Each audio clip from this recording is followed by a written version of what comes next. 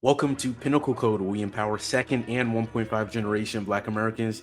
I'm your host, Ben Arthur, and welcome to the final episode of Pinnacle Code of 2024. As you guys know, I've been doing new episodes every other week for a while now, and so after this episode that you guys have tapped into, the next episode won't come out until January 1st.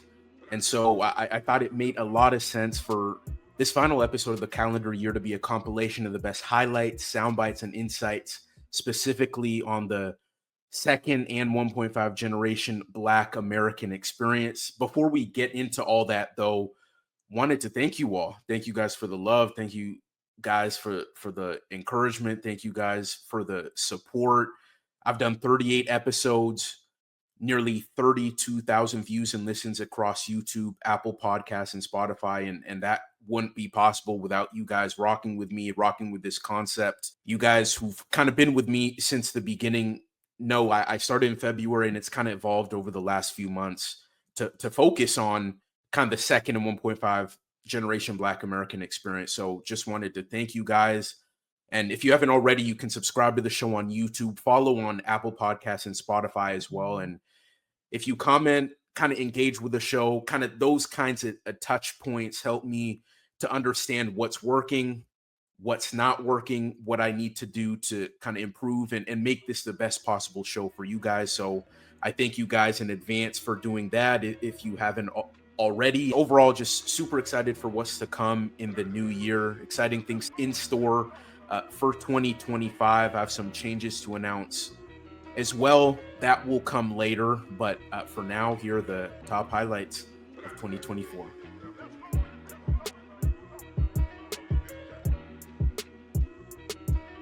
I don't know where I know where I'm from, but I don't know, where I'm from. It's a weird, it's hard to describe. And I think, likely people that had similar upbringings can kind of understand. Otherwise, it's really difficult to understand because I was born in Ghana, as you said, but when I came back and was in boarding school, I was being called Obroni, which means white man, Yeah, foreigner, right? exactly. And I was just like, "What are you talking?" Like, I understand. I literally understand language. Like, you can't tell me I'm a foreigner, right?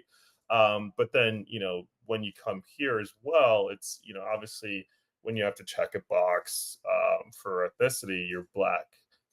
But I didn't have the same experiences as I think a lot of Black America. So it's you kind of have to learn to some extent. I mean, you also just experience it just because you're just Black, but you also have to learn Black culture to a certain extent because you're not just you're not embedded with it Yeah. from the minute you were born. Yeah. And I wanted to go into that a little bit more, right? Because as we were kind of like talking about, but before we recorded, right? Like, if you come from a Ghanaian or just African background in general, or even from the Caribbean, you come to the US and they look at race is a big part of Yeah, identity here, right? So like if you're a black person coming from those places, it's like, okay, all of a sudden you're maybe more conscious of your blackness, maybe in a way that you weren't kind of in that other environment. And then as you said, like even though you are literally black, you don't have the same experiences all right. as the rest of Black America. Like even for me, even though I was born here, I never lived in Ghana, but just because of my parents' background in Ghana, like I can't relate to a slavery in the same way Yeah. that the rest of Black America can, or segregation, Jim Crow, redlining, whatever it was. You can feel for that, right? And growing up here, you feel an attachment, but also you're kind of different too. So I say all that to say, like, how exactly did you relate? And maybe that's still a fluid process, even at this age. But how have you related to maybe Black America and maybe dealing with maybe trying to assimilate but also maintain your authenticity at the same time? Yeah. Like how have those forces kind of played out in your life? No, it's hard, right? It's hard. I think anybody that's in, either child of immigrants or immigrants themselves, you actually you kind of lose your identity, or you're kind of, you're in uh you're always looking for identity. It's not that you really lost it, but you're going in between these two worlds all the time. Which, on one hand, I think it's actually a huge blessing, like an amazing blessing, because you're a chameleon. You can you can like make a friend really quick, or you can like assimilate into any environment really really quick. But then I think that's just a superficial layer, right? But there's a deeper layer there in which I say never is probably too strong a word, but it's gonna be really hard for you to truly, grasp the culture to a T. But I think there's been studies that have been done in which it was done on Mexican Americans, but the first generation, um, they're very similar to just folks from Mexico. The second generation, you can kind of see things like changing a little bit, even like their health, like the diseases that they're getting and things of that nature. Hmm. And by the third generation, they're just American, like they're not Yeah. Mexican American anymore, Yeah. right? And I think one thing, and I'm sure your parents probably kind of instilled in you, is to always try to hold on to a piece of where you're from, right? That's my name is very unique, and I think it's a clear reminder forever of kind of where I'm from. But then coming here to the States, I think on one hand, yes, having to kind of learn and adapt and um recognize Black culture. But then on the other hand, when anybody that's not Black, or what, even people that are Black, when they see you, they think you're Black, right? You're going to get treated the same. You're going to get Yeah. the same things that are going to be called to you, this or that. So even if somebody didn't want to be associated with Blackness in America, you have no choice. Like, nobody, they don't, no, Because when you're people looked at see as you, Black in America. you're Yeah. Black. You're Black. Exactly. No, like, yeah, nobody cares. Yeah, you're just Black, right? So if you're not open to Black culture and kind of understanding, we're going through the same plight, right? Regardless of kind of where we're from. So yeah.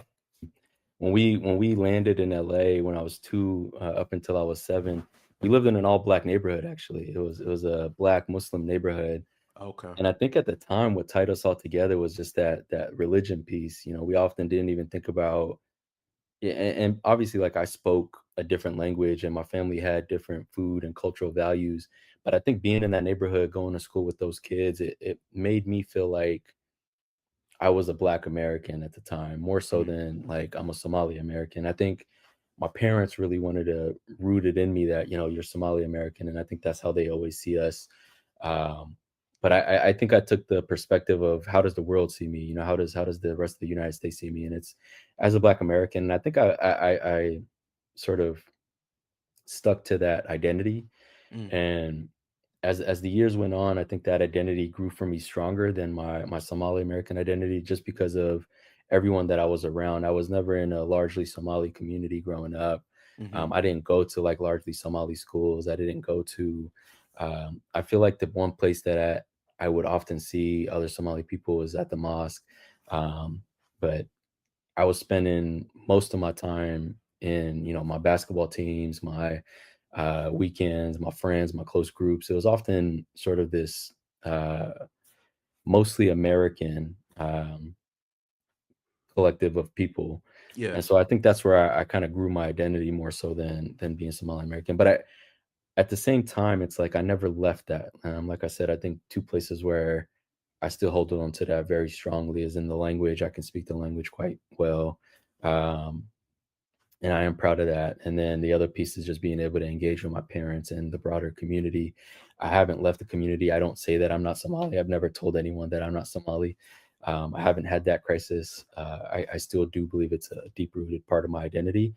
But I think in terms of like coming here as a 2-year old, very new to a place, and being surrounded by people who are not Somali in themselves kind of made me realize that, the world's going to see me one way. I've got to Yeah. kind of adapt to that one way that the world sees me. I remember being on like basketball teams, and obviously, like, you could tell, my features, my physique, my family, who come to the games, it's obvious that I'm not, 100% Black American, African American, Yeah. in the sense that I do have immigration status that we immigrated to this country from Africa. So there's always the joke of like African booty scratcher, right? And Yeah. those types of things to create separation between who I am and who my teammates may have been, or who I am and who Americans who have generations and historical presence here in this country. And so I would always hear those types of things, and I kind of just brushed them off because at the end of the day, I always felt like if you and I walked into a store side by side, we would be perceived the same. No one's going to sit there and say like, "Oh, you're Ghanaian, you're Yeah. Somali, and the Yeah. person next to you is from Georgia," right? You're all Black. And For sure. Yeah. and I think that's how I kind of viewed it. But there was those sort of jabs and little jokes here and there that I came up with through all of I don't hear it now, and I actually didn't hear it much in college, but Yeah. all of elementary school, middle school, high school, regardless of the same struggles socioeconomically that I may have been going through peers with, there was still this sort of like differentiating factor that they Exactly. made clear. And I kind of just brushed it off. I never really paid much attention to it. For sure. Some of that followed just my religion too. I mean, Hmm. I remember 9/11 happened when I was 8 years old. And obviously everyone knew my family was Muslim. It wasn't no surprise. So I had like kids in third grade calling me terrorist, right? And that persisted from elementary school, middle school, as Islamophobia took over in the United States. It was obvious that there was always like you and then us, right? Yeah. And there was these jokes around terrorism and screaming Allahu Akbar, when they see me in the hallways, or just stuff like that I always just kind of brushed off. I didn't pay much attention to. You brushed it off, but did that hurt you? I'm sure it hurt you.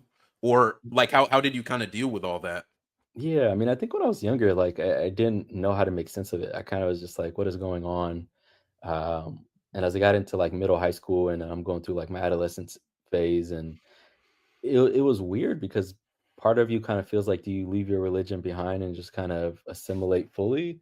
Because obviously your religion is not viewed as something beautiful. Even if it's beautiful to you, it's viewed in the eyes of everyone else as like this bad thing. But then I think like by the time, and that was like maybe middle school, and I think by the time I got to high school, I was just so secure in my identity that people make jokes and it just didn't hurt me anymore. I kind of just like, whatever. Like sometimes I was, sometimes I'd also, I think I got to a point where like I felt like at least I have something. That's sort of my mentality got to, was like at least I have a religion. Yeah. And that sounds bad, but to me, I felt like that was relieving. Mm. To be able to say like I have something, like I can always fall back on something, that on my worst days I can fall back on my religion, and I have this community that comes with that religion. And I feel like everybody didn't have that, and so I felt blessed in that position to be able to have that. You're Somali, you're East African more broadly, you're Black American because you grew up here, you're Muslim, you're Black Muslim. Uh, all of this concoction of different things, right, is who Dr. Khalid Osman is. So how do you look at maybe that blended sense of identity now? Yeah, I mean, I think that's a great question. I I think now more so than ever, I try to embrace and highlight every one of those identities, because it feels like we're in a time today that each of those identities in its own self is sort of attacked or Mm, looked down upon across the spectrum. And so depending on what environment I'm in, right? When I'm around other Somali young people, I remind them that like a Somali American can accomplish something like being a professor at Stanford, right? Can go through an engineering program, can go through grad school, and can become a professor teaching other students, knowledge and passing on knowledge and doing this amazing research that I'm doing in terms of giving back to my community. Whenever I'm in an audience of students who are of lower socioeconomic class, or students who are particularly Black American, like I can relate to your story. Like I grew up in the same neighborhoods. It might be not, 100% the same, but I can relate somewhat. And in that relation, like I can tell you and try to motivate you to show you that you can become something, even when the odds are against you and the world's against you and your back is against the wall. use those moments as sort of opportunities to give back. And then same thing in my Muslim communities. Like, hey, you know, obviously the world context in which it is today, we're not viewed favorably. We haven't been for the last 50 or 100 years.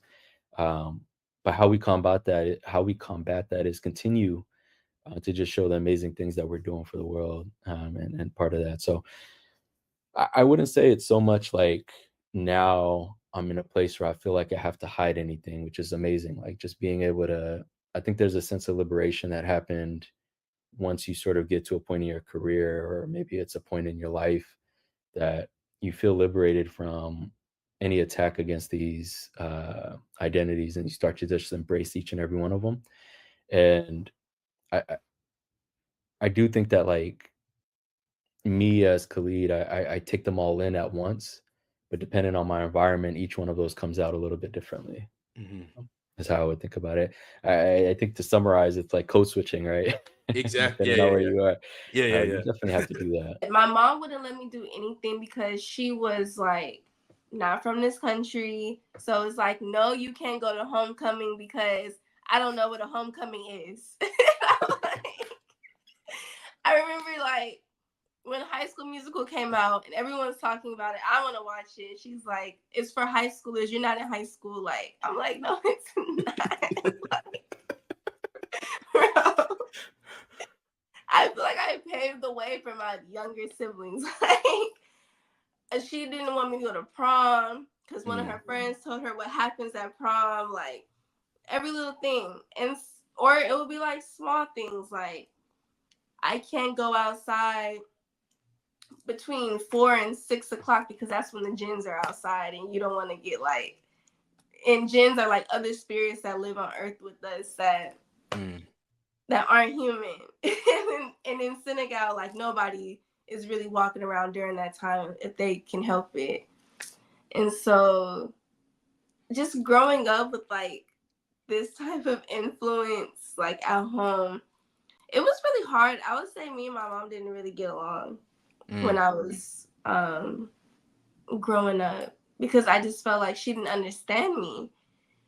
But really, I just didn't understand her.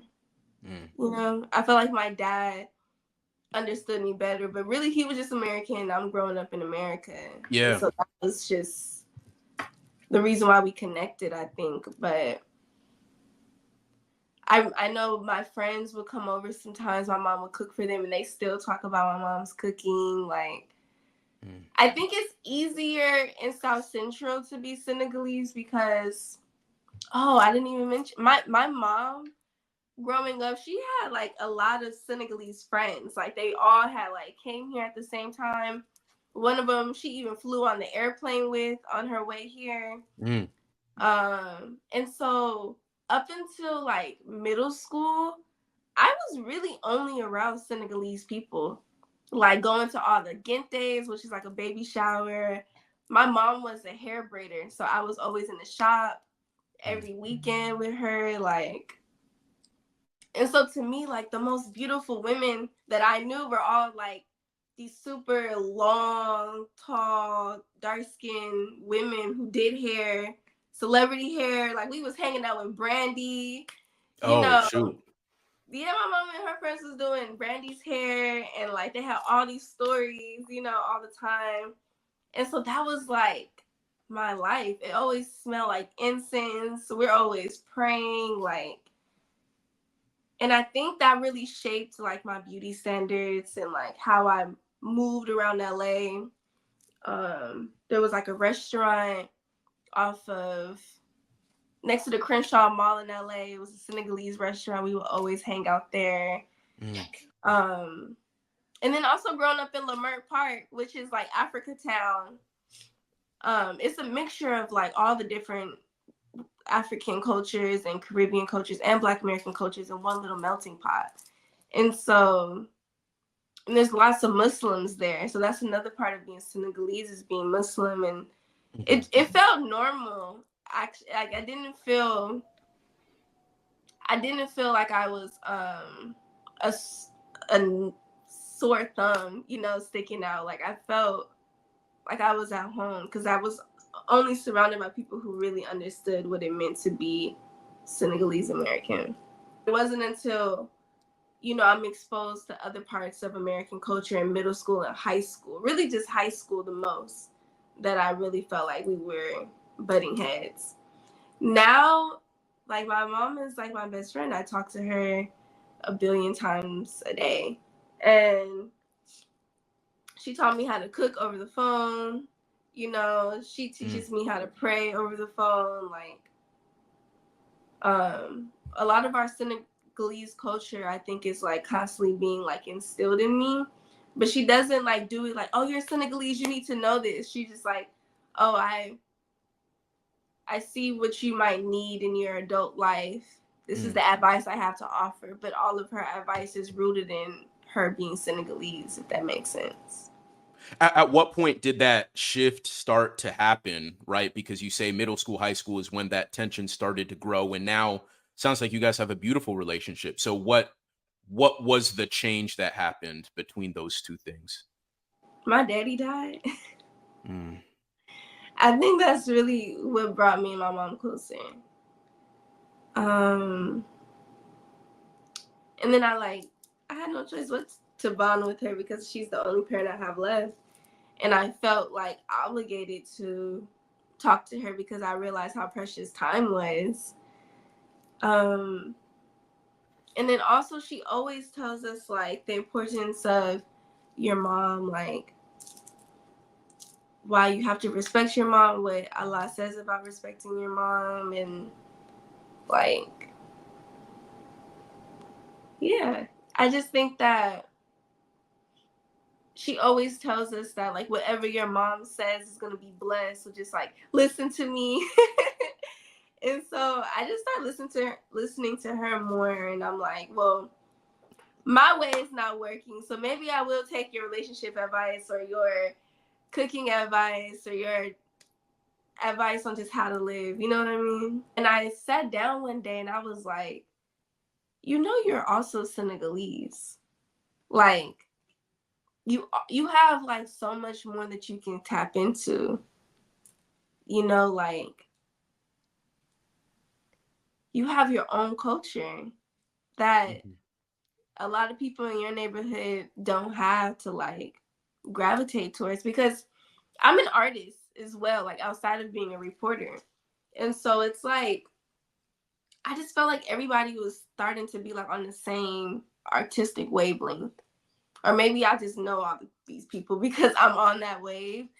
But I just was like, I just want to embrace my own culture. You know, like I remember posting like, sometimes like we live in this double consciousness, like this duality of being Black in America. But I realized like all the things I was obsessed with, like church culture or like Granny's house and like these wooden walls with picture frames everywhere and like these lace curtains, like all like the things that Black people in America identify with, like growing up in the South and slavery and Jim Crow and all these different things. Like I realized that I was like teaching myself about it. Like it wasn't like it was my own personal experience. Like of course it was, like my daddy is still from here, but my dad's not here anymore.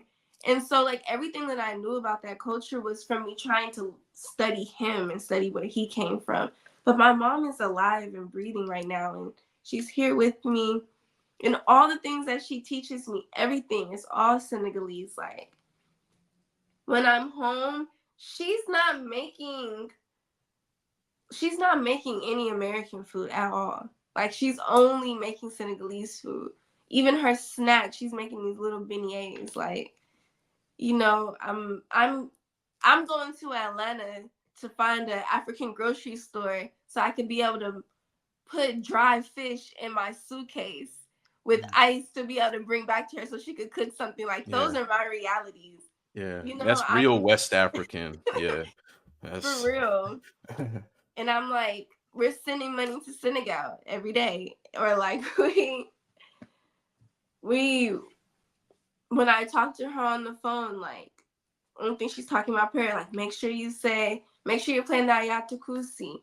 Make sure you learn Surat Baqarah. Like make sure you are praying all day. I just felt like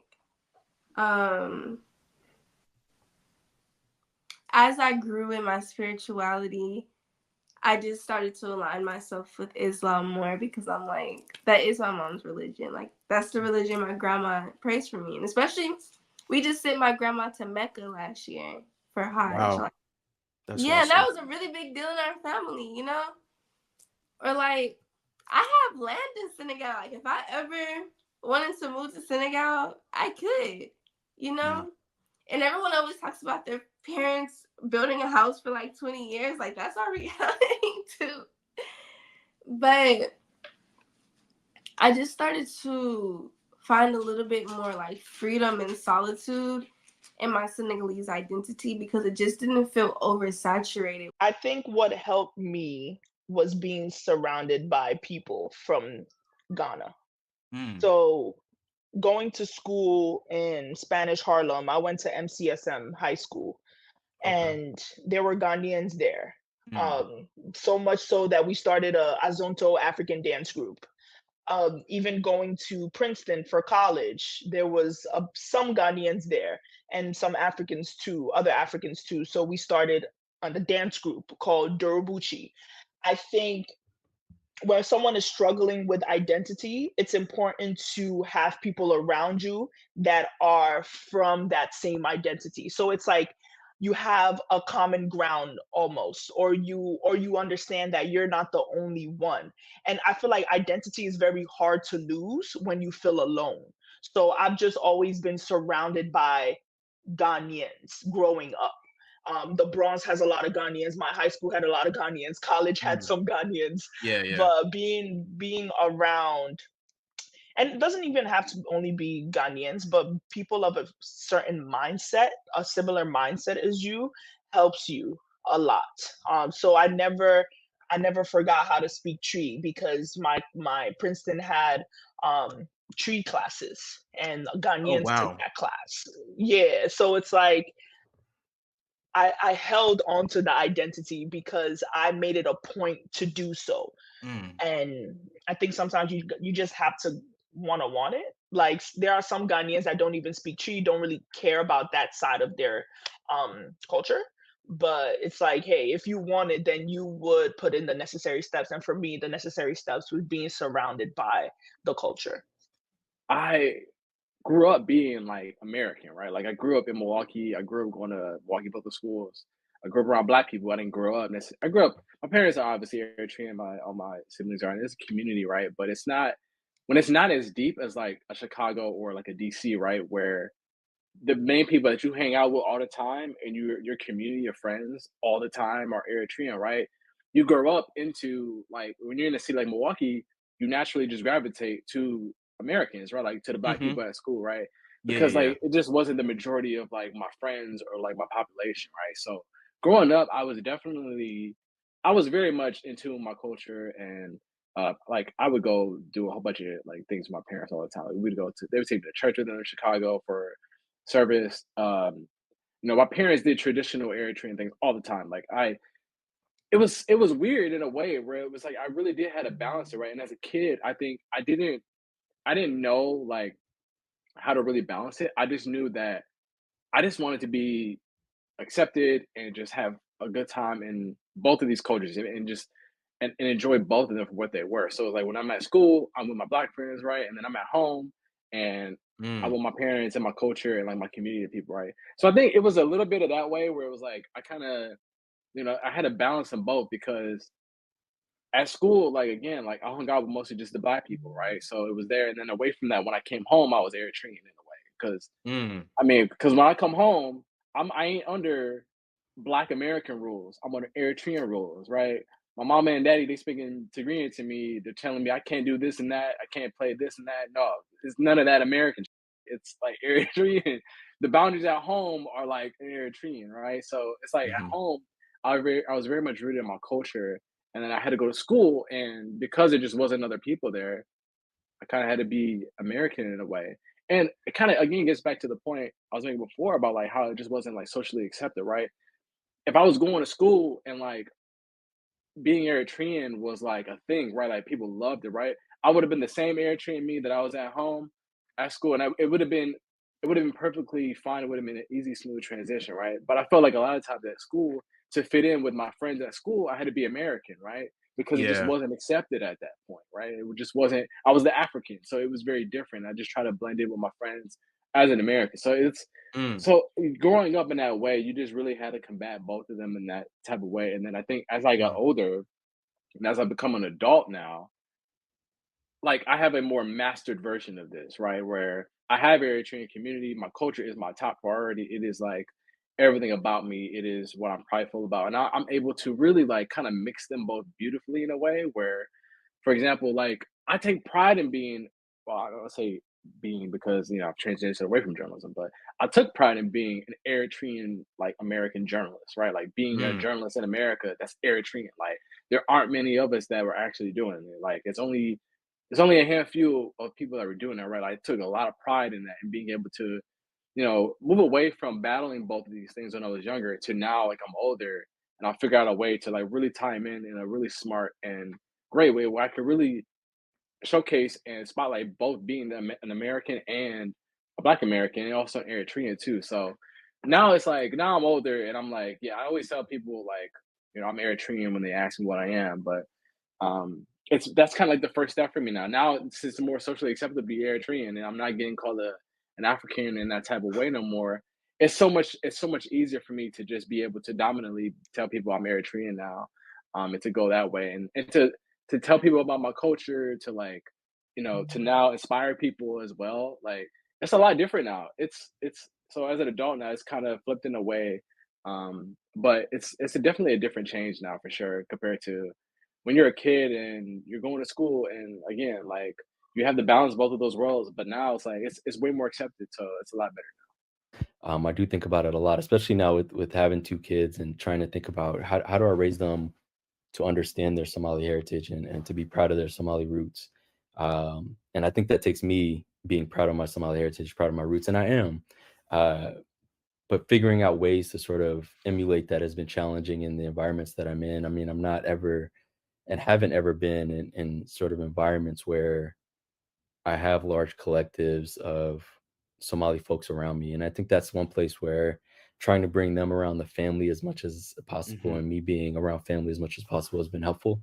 My son now, he'll throw in a few words here and there, which has been nice. And him talking to his grandparents has sort of ensured him that he has that identity. And my wife does a good job too of just reminding them of that identity. But myself, like, I think the difference and maybe the challenge, obviously, I don't want to compare myself to you, but like, I would love to go to Ghana. My brother was just there. Mm. You can go there, you can feel safe, you can feel secure.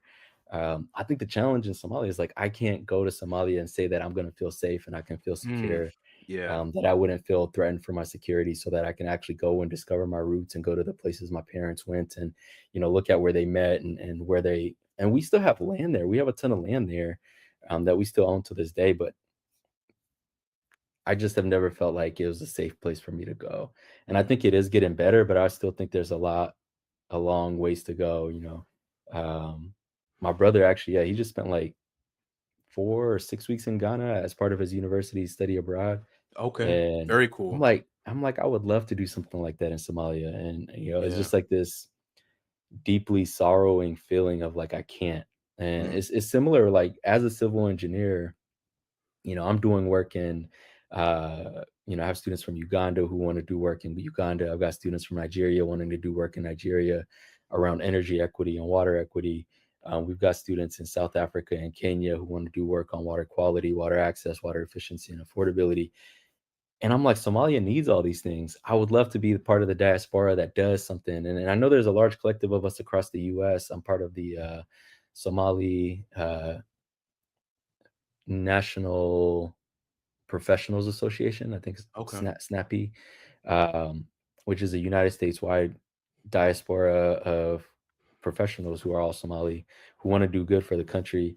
But we often just run into these hurdles of, there's just not safety and security. And when you don't have those foundations, it's really hard to do anything and make progress. And then you've got corruption. But I mean, corruption's across the world.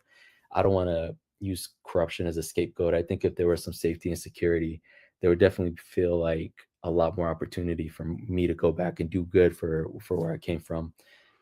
Just hasn't happened yet, but I'm optimistic. For sure. And I want to go back a second because you said there's like a deep sorrow in being unable to like really go to Somalia and kind of experience that. Like when you say deep sorrow, is there like a part of you? Like I don't want this to be like a therapy session, but like Sure. is there like I don't know, something that in you that feels almost missing? Or like when you say deep sorrow, like what do you mean by that? Yeah, I mean, I think it is something that's missing. One thing I didn't mention in my background story, we don't really have photos from our childhood. I don't have photos from my parents' weddings. My grandparents don't have photos. A lot of those things got swept away in a flood in Somalia. And so really the only way to relive that and to really see it is with your own eyes. And I just don't have the opportunity to do that in this current moment. And I think that's the part of me that's like, I love stories, and my parents have told me stories my whole life. There's no illustrations to those stories. There's no visualization of those stories. The only way to get those illustrations would be to go there and experience it. But it's just not I think the safest place to be right now and to go and experience those things. And I think the sorrow just comes from, how old am I now? Like 32 years of my parents telling me about this amazing place, right? But then when you turn on the TV or you turn on the news or you talk to family members, it's often not positive things. It's often negative things. Yeah. I don't know, if it translates cultures, but at least for a lot of African kids, the worst thing that your parent can kind of threaten you with when you're young is that, hey, I'll send you back home. And nobody actually thinks it's ever going to happen at all. It did happen for me. I was sent back home, and it's funny because when I tell people that are from the States and their families have just kind of always been here, they think that's such a cool thing. They're like, oh my goodness, you went back to Ghana and it was amazing. But then anybody that is a third culture kid, they're like, oh, you messed up. And that's exactly messed up big time. So what did you do? What led to your dad sending you like that? It was a lot. It was obviously a lot of things. I think I came to the States when I was 6, and I think by the time when I was 12, I was Americanized in every sense of the word. And I think for him, he grew up in Ghana right before independence, right? And he was, dirt poor, didn't have shoes till he was 15, and was raised by a single mother. And I think he saw kind of how I was growing up, and I don't think I was really appreciative of most of the things here. And there's a certain like hunger that comes from being an immigrant. And I definitely didn't have that. So I think I was, taking too many things for granted. I was getting in trouble at school for just absolutely dumb things. And, I didn't think the threat was actually real, but no, he did not bluff on that one. So I went back to Ghana, and I was in boarding school for I still I have cousins and uncles that are in Ghana, so I was with them for a decent bit. But I was in Ghanaian boarding school for full 3 years, almost 4 years, and it was life changing. I call it was very much like Stockholm syndrome, because when I was there, I hated every single second. I mean, every single second. There's nothing to kind of describe how much I hated that place. But looking back, there's no way at all I would be where I am had I not been there, because it taught me tenacity. It taught me hustle, like being a hustler. And I think there was 2 things that I remember, the first time I went back to Ghana when I was, 12, to tell you how Americanized I'd become. It was July 1st, which it's a holiday in Ghana, and we got to our place and there's a power outage. And, you know, I go and I'm just like this kid, I'm just like turning the light on and off. And I'm like looking at my dad, I'm like, what's going on here? And he said, there's a power outage. And I'm like, what do you mean the power's out? Like, I mean, I just like couldn't fathom that the power was out. You know, and you know, it was a rude awakening, kind of going back there. But you know, over the course of being there and you know, especially the thing about boarding school in a place like Ghana is that they're treated you know, there is not, I would say, great child protection laws. I would say there, right? Like, you know, you are waking up at 4 a.m. To go fetch water from, you know, with a bucket from a well. You're getting punished by, you know, people that are 3 years older than you with whether it's a belt, stick, whatever it is. The teachers do it too. You know, on the weekends, you have, you know, in Ghana they call it a cutlass. Here it's just a machete, and you were the groundskeepers. Like there was no John Deere that was going around mowing the lawn. So you know, it was us that kind of had to keep the, you know, the grass or the weeds cut. So it was just, you know, going from being in Maryland where, yeah, I mean, you just it was great life to kind of just suddenly being thrown into that. You grow up really quickly, and I grew up really quickly being there because I was also the youngest person at the school because it was senior high school. So putting all those in a, you know, I say it was like, you know, and I'm sure we'll get to like UP, but I think the reason I was able to kind of, you know, I showed up to college first day and I was just like hit the ground running was because I already been to college. Like boarding school is like going to college before you're ready for college. Not only just like from the emotional and all that part, but like academically, I think a lot of people, you know, they hear about Africa and they're like, oh, I mean, you know, there's this stereotype that maybe the academics aren't up to par as what we have here in the States. But when I came back to the States, I was sleeping in classes. Like it was a joke. It was a complete joke.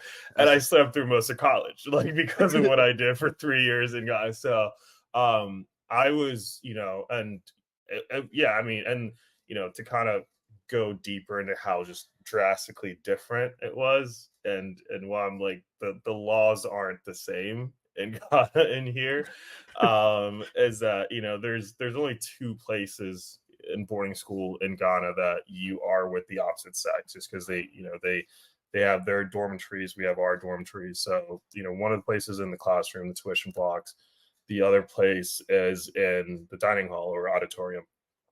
And, you know, so if they wanted to make something known, they would post it right in front of the dining hall, right? And there's only one way in, there's one way out. Yeah. And so at the end of or beginning, I mean, it was always there. They would print papers of like how good academically you are. And there was one test in the entire semester. And it's like you do well on that test or you don't do well on that test. And that's kind of determines your fate. Right. And, you know, when I showed up there, I was a horrible student. I was absolutely horrible student. And I remember seeing that my first few days, and you know, so there's that list, and it's like names, like actual names, like what your score was, ranked, and everything. And then at the very bottom, like near the bottom, there's a nice red line, right? And you fall below that red line, you're not coming back the next semester if you're. But to me, that was probably a blessing to not come back, because like if you were right above that red line, the embarrassment that you would face like the next semester, you know, so for that reason I became a great student. I didn't want like the girls to be laughing at me, so I studied really hard, and that's what, you know, I say that was a very transformative period of my life, because you know I think I got disciplined, I, you know, became better academically, I just a lot of things. And you know, for what was a punishment, I think, you know, for for being sent back to Ghana. I think it made me the person I am today.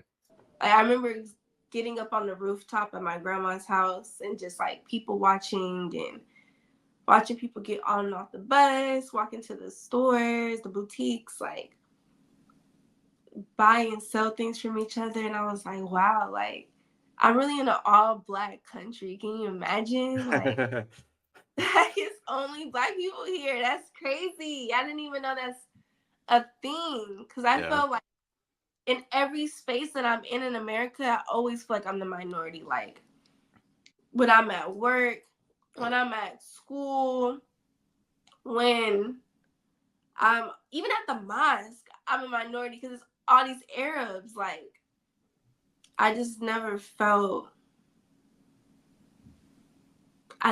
like I was at home until I was 18, and I was like, damn, like this is Africa. Like I'm African. This is so cool. Like I'm very grateful. Very grateful. So are you going to live there at some point? Yes, I am. I already told my mom. My mom was like, you'll be crazy to live in Senegal. Like my mom is like, it's not what you think. Like That's funny.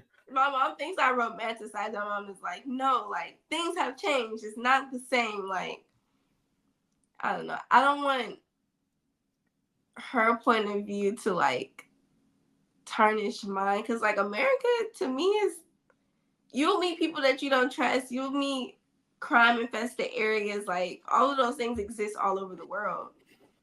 But Senegal, I just feel like has a really rich artistic culture that I want to be a part of.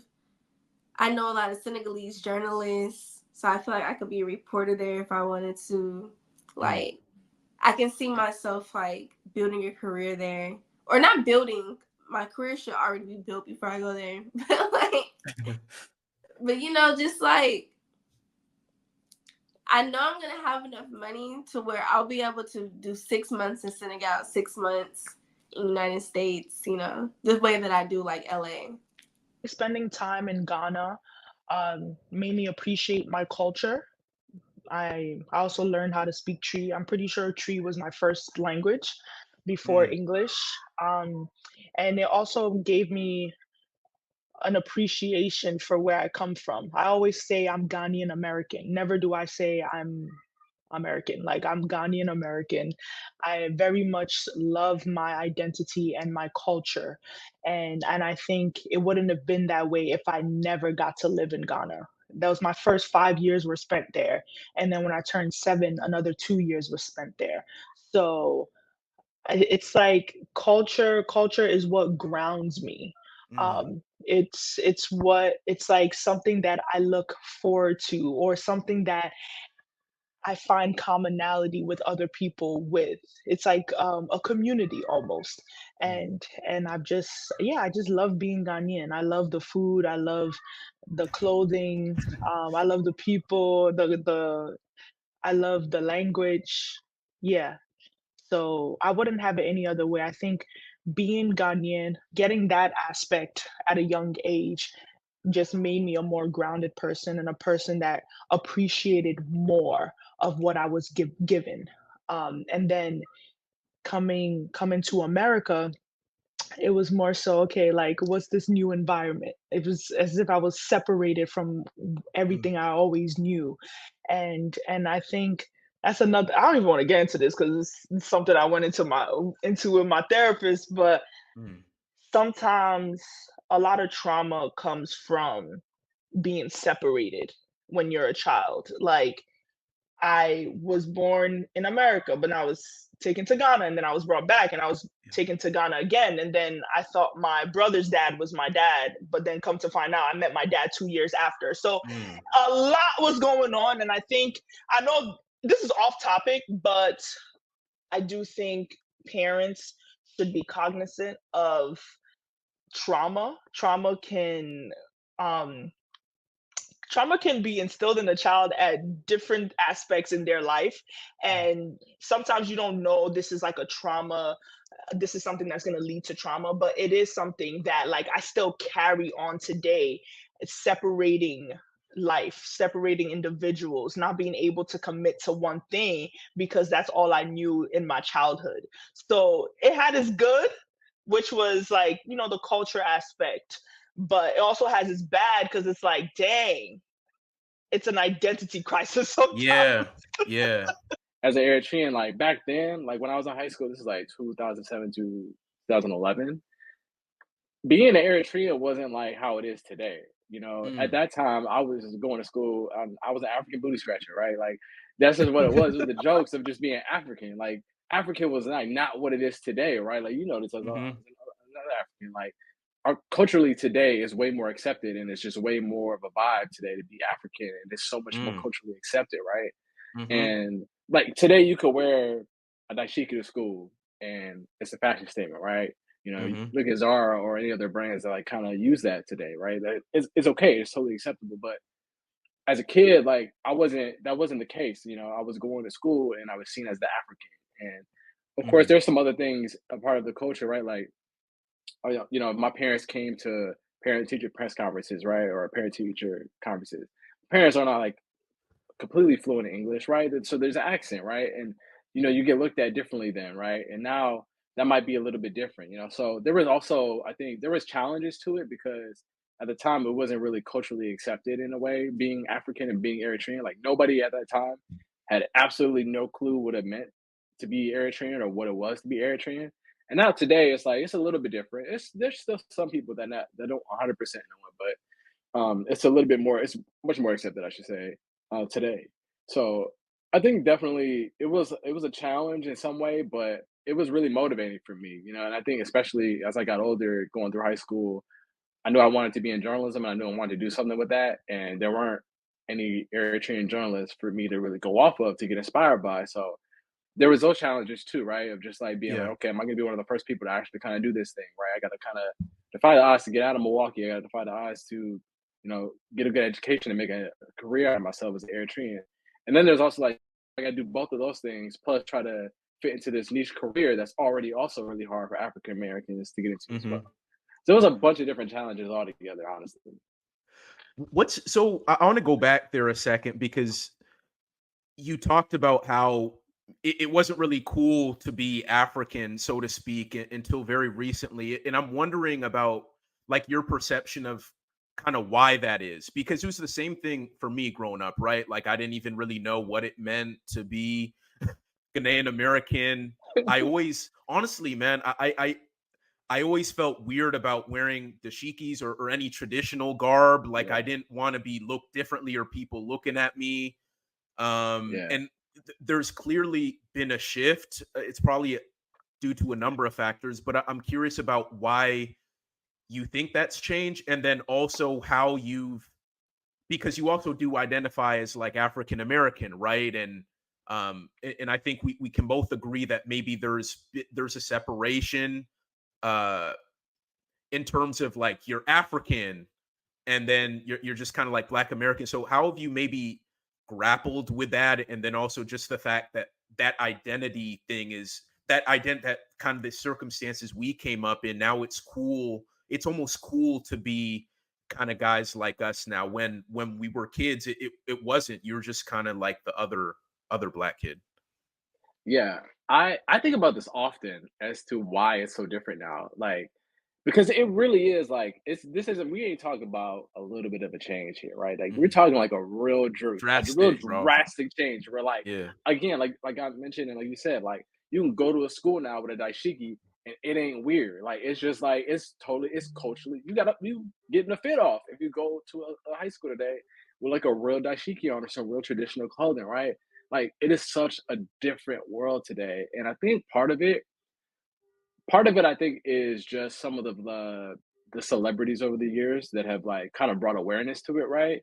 I think for example, like Nipsey Hussle, recipes is Eritrean, right? Like he brought so much awareness to music as an Eritrean, but also just like, you know, when people saw Nipsey Hussle, they saw an Eritrean now too, right? Like to be able to bring that type of exposure.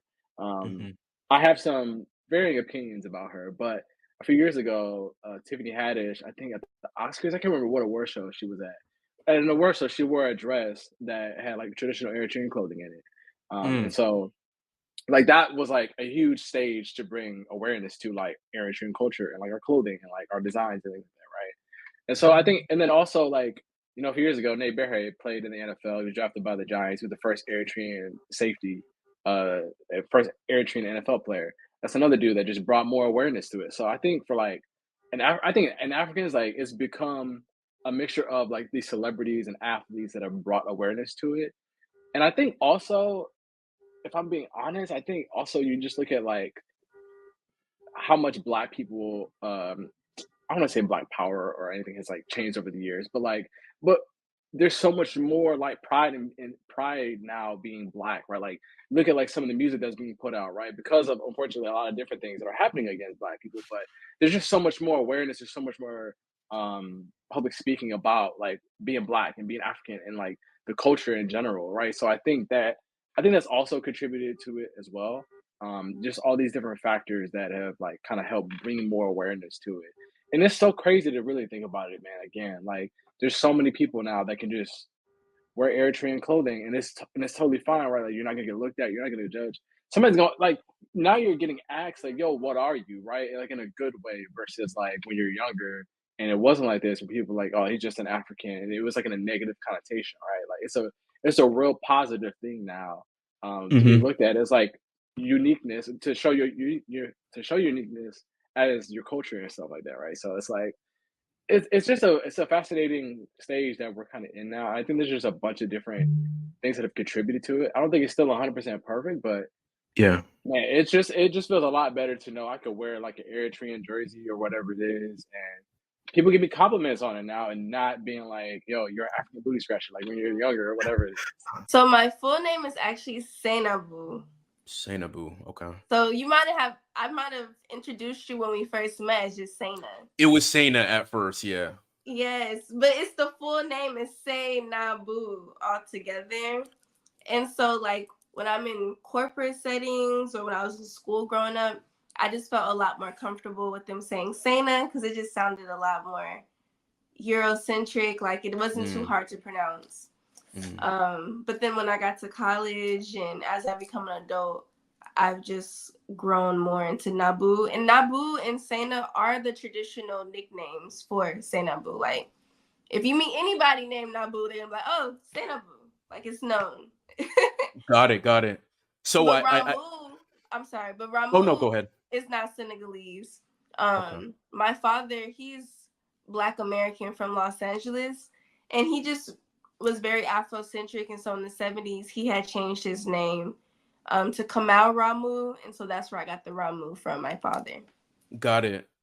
And so to kind of go back, you said growing up you would just have people call you Seina because you just felt maybe more comfortable, or you use the word kind of Eurocentric. I mean, now regardless of whether it's corporate setting or whatever, do you just say Steinabu or Nabu, just maybe just kind of what your name is instead of maybe assimilating in regards to like kind of maybe the Americanized version of what your name is?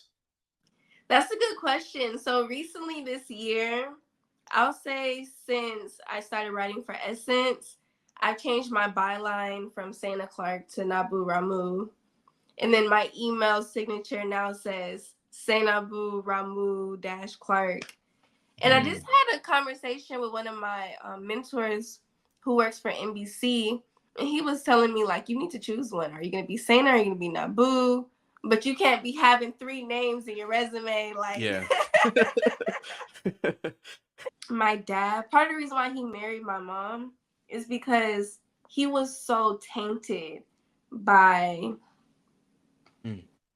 the plight of Black America. And he spent his entire life studying African culture, trying to get back to those roots, you know? And he married my mom in an effort to cleanse his bloodline, to bring us closer to the motherland, you know? And so that was very intentional for him. And I'm just like, a lot of us are always studying like all the bad things that white people had did to us. But I truly feel like to be happy, we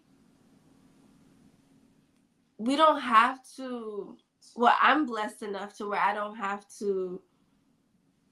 to say blessed enough, because it's not like they're not blessed, but I really I don't want to spend my whole life like searching for what it means to be Black, or searching for like that identity. And so for those kids who, if you have an African parent, just lean 100% into that identity, because I feel like deep down, like Black Americans are also trying to get back to that, but they don't have a direct source in like the way that we do. You know, when I'm around so many Black Americans who are like, I want to be initiated into the Yoruba culture, and they might be from like Nashville, Tennessee. Why are you picking Yoruba? And why are you trying to recruit me? I don't need to be Yoruba. My mom is from Senegal. We already have our own spiritual practices that I can identify. You know what I mean? I don't have to be Ifa or any of these other things. Like, and that's, like, I was talking to my friend yesterday, and she was like, how she's Nigerian. And I'm like, when you become Nigerian? And she was like, oh, I did the 23andMe thing. I'm like, oh, okay. Like, okay. She even got a Nigerian flag in her bio now. Like, okay.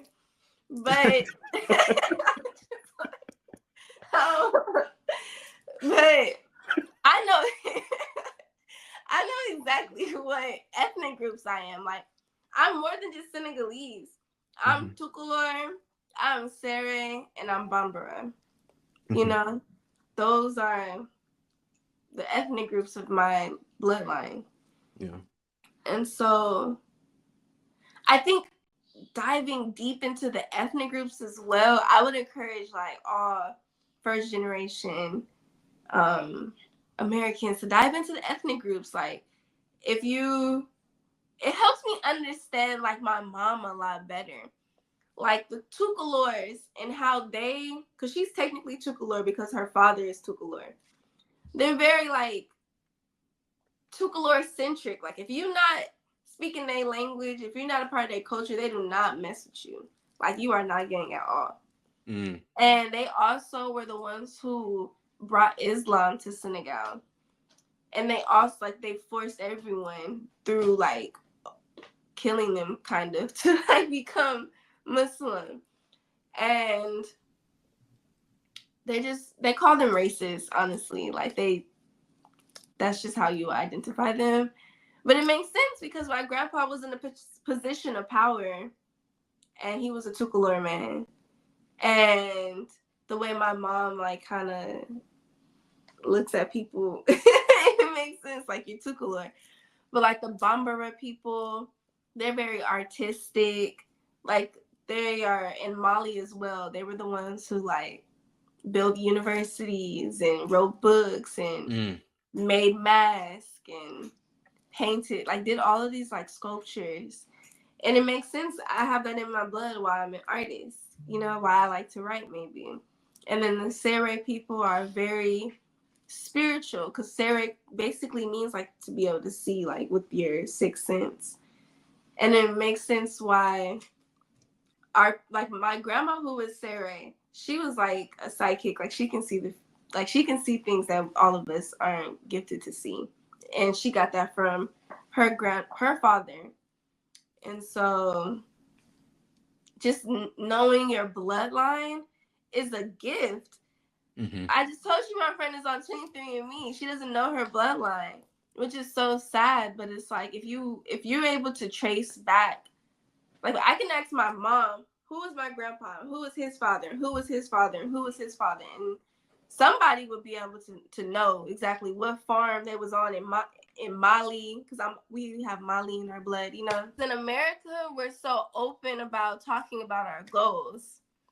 But in Senegalese culture, you're supposed to shut up and don't tell anybody anything because of evil eye, because you don't want to get cursed, because all these things.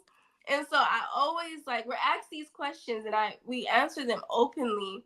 But I always hear my mom in the back of my head, like, don't tell anybody what you're working on. Like, you don't want bad luck. Like, you don't want the spirits to hear it and it doesn't happen. Like, because in our bloodline, we can't talk like that. Like, other people probably can, but it's based on, like, our ancestors. I went to middle school with a girl. She was Hmong. Milwaukee has like a really, I think it still has a big Hmong population, I think. But there was a girl that I went to, man. She was in one of my classes, man. She was so strict. She was so brilliantly smart. She's one of the smartest people I've ever had in my fucking life. And she got straight A's like every semester. There was one semester where she got, I think, like a B+ in the class. Okay, she came back, man, and she had a haircut. Like, her hair was long, like, to her shoulder, and her hair was cut a little bit shorter. Dog. And she was like, her dad just wasn't having it, that she got a B+ instead of the A. And so when I tell people, I don't think it's ever been anywhere near a little bit close to that. But like, when I tell people what it's like being like the child of like immigrant parents in America, like, that's the type of pressures we gotta deal with. Like, because there's so many like expectations for us, rightfully so, right? Like, our parents fought to get to this country and they fought to give us an opportunity. We better knock that out of the park, right? Like, we better make sure that the sacrifices were worth it, you know? And so thankfully I didn't have to do anything like that. I got long hair now, and if my parents ever made me cut this, I'd probably be sad. But there was just a lot of different expectations, right? Like, my homies are like kicking it on a Thursday night at a bowling alley. I ain't really like that. My parents were like, no, you gotta do your homework, you gotta study. I wouldn't be able to do that either. I couldn't do that. That wouldn't slide at all. Can't do it, you know? I tried to play sports when I was younger, right? I mean, it would make sense, right? Like, we love sports for a living. Of course I would want to play sports, right? My parents are very much like, practice after school. What do you mean you have to go to practice? You have to come home and do your homework, and you have to study, and then you have to get ready for school tomorrow. You're not going to practice until like for 2 or 3 hours. Like, so there's some barriers in that way where like my parents couldn't understand. Like, no, I have to balance that, right? Like, I got to be able to balance that. But they're in charge. They run the show. I can't challenge my parents about that, right? So there's just a lot of those types of rules in place for parents in African households, especially, I think, at least in an Eritrean household like mine was. Like, I couldn't really do after school activities like that unless it was like, hey, if you want to play music, you want to play the piano, you can go do those piano classes after school, right? You want to play soccer, you can go play soccer, right? But football, basketball, I don't know about that one. Like, they just weren't really about it like that. And then it's like, think about stuff on the weekends, right? Like, even on the weekends, a lot of times I spent it with like some of my homies in my Eritrean community. Like, that's really what it was. Or like people in my neighborhood where like my parents knew that they could watch me. They knew that I wasn't leaving their sight. They're very protective in that type of way, rightfully so, because it's crazy out here. But it was limited in that way, and I don't ever, as an adult now, I don't ever like fault my parents or anything like that, or like blame my parents for like why I'm not like a D1 athlete today or something like that, or like I have these feelings towards my parents for limiting me in that way, because my parents did ultimately what they felt was the best for me, and I can't be mad at my parents for doing the best with me that they could. Right? My parents, they gave me a roof over my head, they gave me food, they gave me an opportunity to go to school. The rest of it, yeah, I wish it could have been a little bit different. I wish I could have played football more. I wish I could have played basketball more. I wish I could have did more extracurricular activities, things like that, right? And had like more of that normalized, like I want to say normalized, more of like an American student type of life, right? But ultimately, that's just not what it was for me. My parents did the best that they could with me, and I'm grateful for that, and I'm always going to pay it forward for that. Now, my job as as now an adult, and hopefully hopes to have kids one day, is to now I can now be able to kind of break that. And now when I hopefully have children, my children, if they want to play football, they can go ahead and do that. I'm not going to do those same things my parents did to me, because I have a better understanding now, right? My parents gave me this opportunity now to kind of pay it forward. So that's just kind of how I look at it now. Like I look back at it, I think man, I wish I would have been good at football if my parents let me play a little bit more, right? Or if they would have let me invest in baseball more after school or whatever the case may be. I I don't try to think about that stuff because ultimately my parents did the best that they could with me, and they gave me an opportunity at life. They gave me a good opportunity for school, and hey, man, I'm still successful. So that's kind of what I'm grateful for, and I just look back on it in that type of way It's kind of separated into two phases. There's Mhm. the early years of being in America, while wearing, where you're from constantly on your chest and on your sleeve, and constantly being reminded of that, mostly in a way to say, like, don't forget where you come from. My Mhm. parents beat that into me, um, and not beat in terms of the physical sense, but, made Yeah, sure to got you. remind me. Just want to clarify for our Yeah, listeners. for sure. And, grandparents made sure that, I was definitely grounded in my roots, and that was really, I think, in my first several years of being in America, was the language. And I was taught Somali at a young age. It's my first language. Mhm. English is actually my second language. I didn't learn English until I went to school, and I think Mm. that's something that I hold dear to me right now, is to be able to engage and converse with my parents and grandparents in their native tongue. I think I'm very proud of to be able to say that I can't do that. The other piece is sort of trying to wipe away the bad, right? We weren't leaving Somalia because it was a pleasant place to be. We were kind of leaving because we had to. Yeah. And starting there, the story that, my father always tells me, and what was sort of the final draw of having to leave, was he had my twin sisters who are older than me, in 1991. And, he went out to go get some milk from them sometime in 92. And just, being out and fetching some milk and getting hit by a stray bullet was sort of the wake up call for him. He's like, I blacked out, Mm. and all I could remember when I woke up is, we got to get out of here. And I think that incident sort of sped our process up just a little bit. My grandfather at the time was here in the States, and he got us on a quick plane, a makeshift plane. It wasn't an airline or anything like that. He just got us on a quick plane, landed us in Kenya in refugee camp. Mhm. And we kind of had to start our lives over multiple times, right? We leave Somalia, where we had somewhat of a pleasant life, and we get to Kenya, and we've got to start all over. We're in refugee camps, and you never know how long you're going to be there when you get to a refugee camp. It's not like they tell you, countries are taking people on a monthly basis or a yearly basis. You kind of get there, and you have to create a home because you just don't know how long you're going to be there. And so my parents were there for a while. They had me there. They had my younger sister, and we were there for 4 years. And I was born 2 years into that stint, so I came to the States when I was 2. Okay. But I think it's the beauty of my parents always to making the most of any situation that they're in. They'll tell you that refugee camp. We had our family there. Most of our family was there. My father at the time, he was able to open up a store, just selling little goods here and there. It's more of a communal thing, not really to make money, but mostly to survive, and then just have the community really know who we are, and provide for that community, given that my grandpa was in the States, and could send us some resources to be able to share with the community. And then 4 years in, 2 years after I was born, our status changed to be able to move here to the States, and we got Mhm. here, landed right in the heart of LA, and having to start our lives all over again.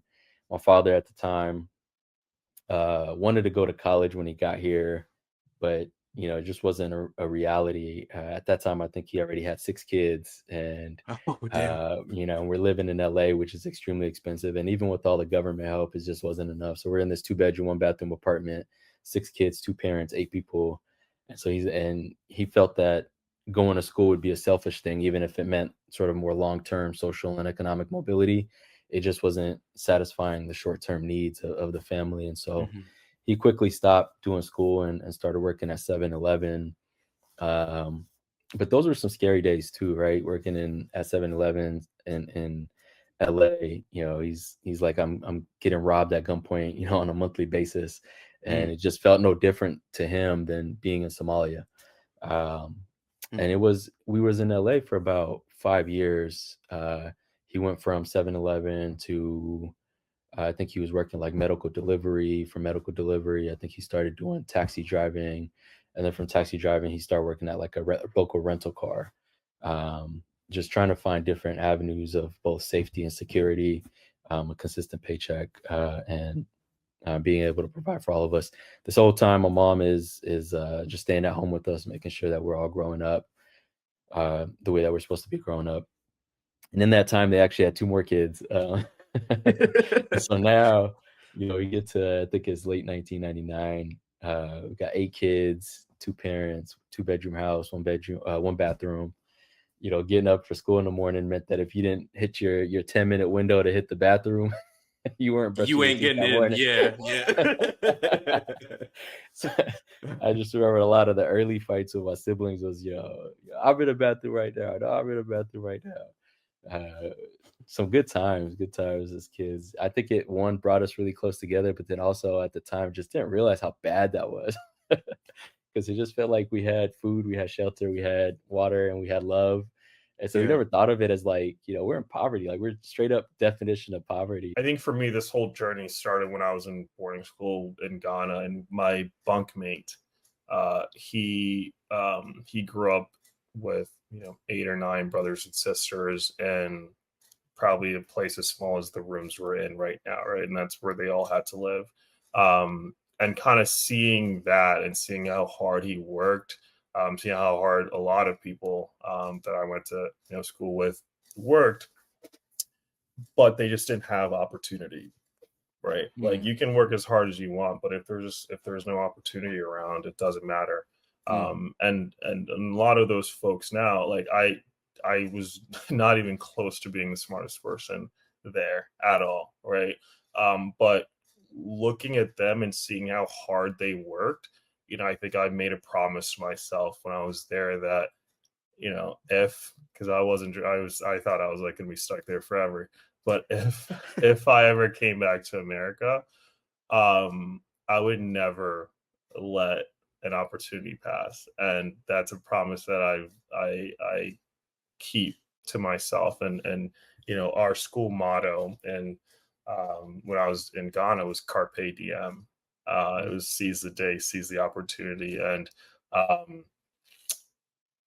that's just one thing I always go for, because I think that's what's going to lead to success. And to kind of in that vein, I think the interesting thing about being an immigrant is, yes, you want that stability, you want this or that, but you also know, I think oftentimes, where you came from. Because of where you came from, you can do, like, there's nothing that bad here in the States.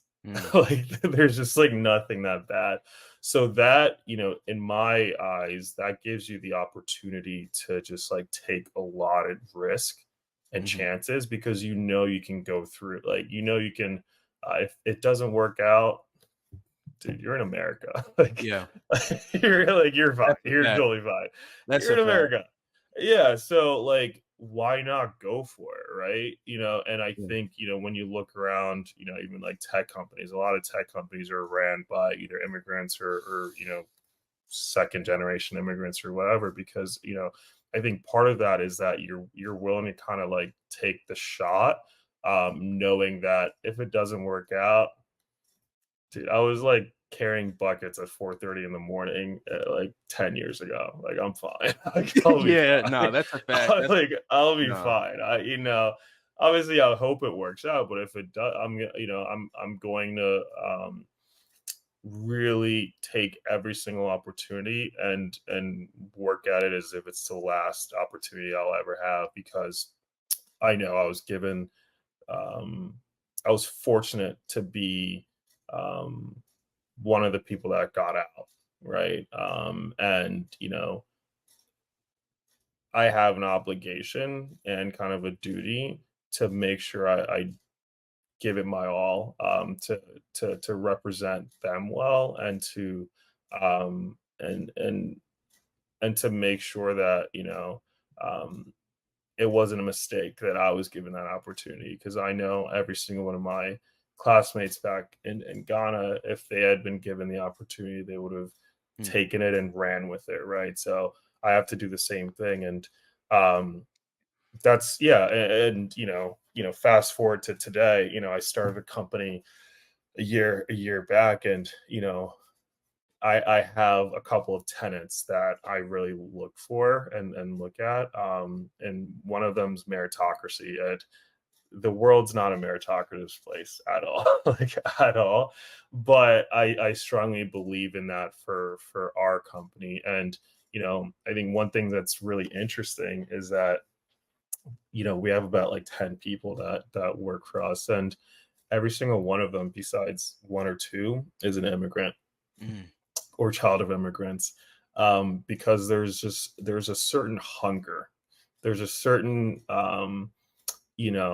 there's just something that's in your eyes that like you are willing to work so hard, do whatever it takes in order to get that. And that's not to say other people just don't have it, but I think with immigrants, it's just you can see it, you can feel it. And I think that's part of the reason why our company has been able to make so much progress in such a short amount of time, is because like we're all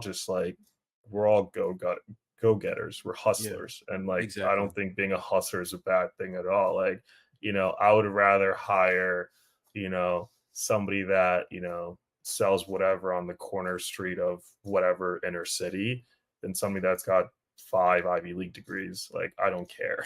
Like I would bet on the hustler every single day of the week, because they're gonna get it done. That's a wrap, you guys. That'll do it for Pinnacle Code in 2024. First and foremost, happy holidays for whatever you guys celebrate. Hope you're able to enjoy with family, friends, other loved ones, and also a happy and safe new year. Stay safe, be well, and I'll check in with you guys soon. Until then,